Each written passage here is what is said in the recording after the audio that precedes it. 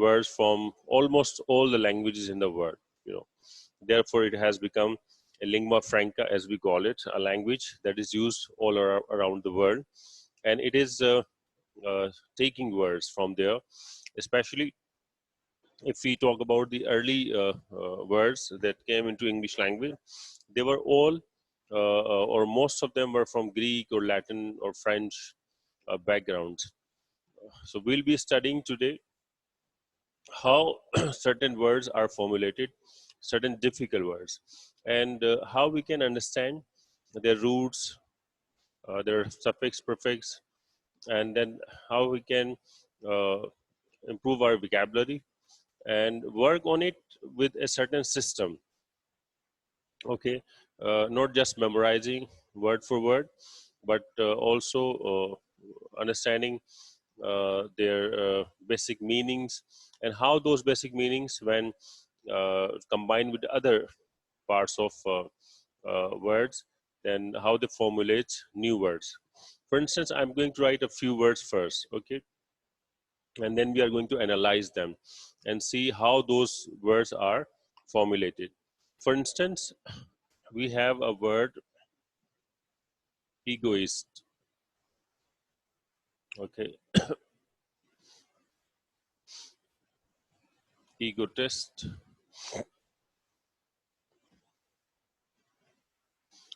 altruist,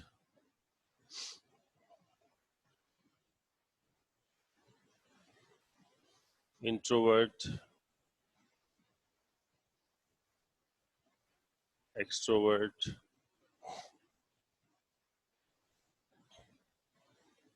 ambivert.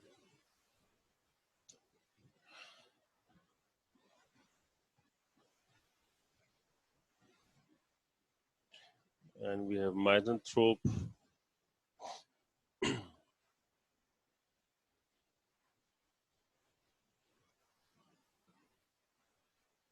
misogynist,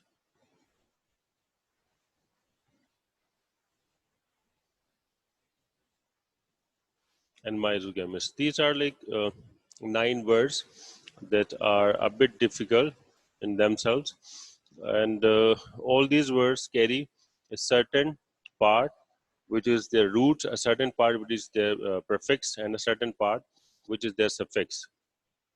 Let's break them and see how these certain words are formulated. Just remember that most of the words that we have 2 or 3 parts. Okay, they are also called syllables, the way in which we break them. So egoist, there are 2 syllables. Okay, ego and ist. By ego we mean I or self. Okay, it's a Latin word which has the meaning of I and self. Ist is mostly used for a person. So we say that egoist is a person who is only interested in his or her self development. Uh, he is a person or she is a person who thinks about himself. Everything that is there, he asks just one question: what's in it for me? Okay, so it's like concerned more about self welfare. So if we are egoists, we will be only thinking about ourselves, our own welfare.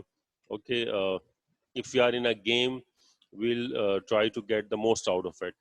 If we are in a partnership, we'll try to get the most benefits from that partnership. If we are in a friendship even, so we will always ask the other person to give us more and more and more. Okay, such kind of person will be egoist, because this ego, I and self, which is driving it all the time. Then we have egotist. Ego is the same, which is I or self, but here there is a little difference between egoist and egotist. By egotist we mean somebody who is always talking about accomplishments. Okay, if this person talks about self advancement, then this person talks about uh, self accomplishments, what he or she have done.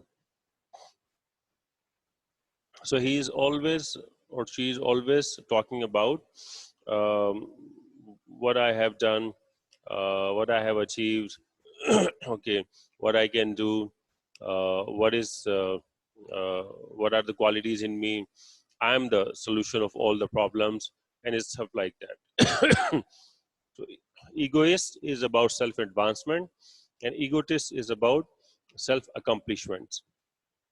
Okay. Similarly, with with the same root, like the root of ego and ist, we know that by ego we mean I and self.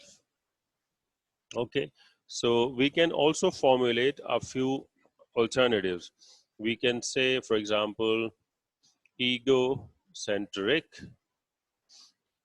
Okay, there can be a person who is who thinks that he is at the center of this universe. Okay, he is so consumed with his own self that he feels he is at the center of the universe. You can see that ego is the same and centric is from center. Okay, so these two words, ego and center, have formulated egocentric, and this IC talks about adjective. Okay, as IST talks about a person, IC talks about an adjective. It's a suffix. IC is a suffix and IST is also a suffix. So by putting this suffix, we can make a different word. We can also formulate a word which is egomaniac. Okay, egomaniac. Ego and maniac is from mania, which means madness, and uh, this C is donating that it is an adjective, a person that we are talking about. So egomaniac is somebody who is madly, crazily involved into himself. Okay, and that is a kind of extreme, you can say, of madness.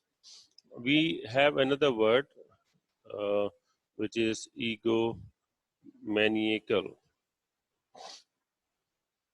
Okay, egomaniacal is again an adjective which is talking about a quality. Egomaniac is a person, then that is a quality. So, keeping in view our this basic form of ego, we can see that there are certain words that we can formulate, and these words can help us understand a lot of other difficult words. Okay, the words which are generally not easy to understand. So, if we have one word in our view, which is like ego, then probably we can think of some other words too. Similarly, uh, we have this altruist with us. Okay, uh, this altruist is basically we say that a person, because the word altruist is from that ist is for person, and this is basically alter. Okay, which means another or the other, another or other, somebody else. Altruist is a person who is more interested into the welfare of other people. He thinks about the other person first. So altruist is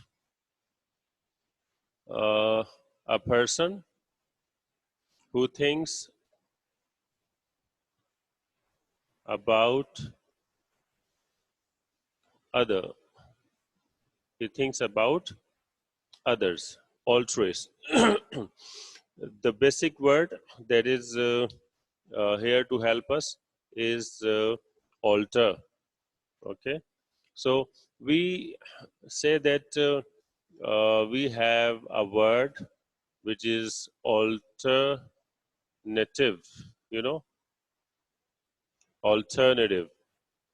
This alternative is a word which talks about another option, the other option. Okay, so alternative is another option that we have. Okay, and similarly we have altruism. Okay, normally ism shows a philosophy, a kind of philosophy, a way of doing things. So altruism is a way in which we think about other people. It's a whole lifestyle, you can say. It's the way people live. So they are thinking about the welfare of other people. We have uh, alternate. Okay, we have alteration. You know,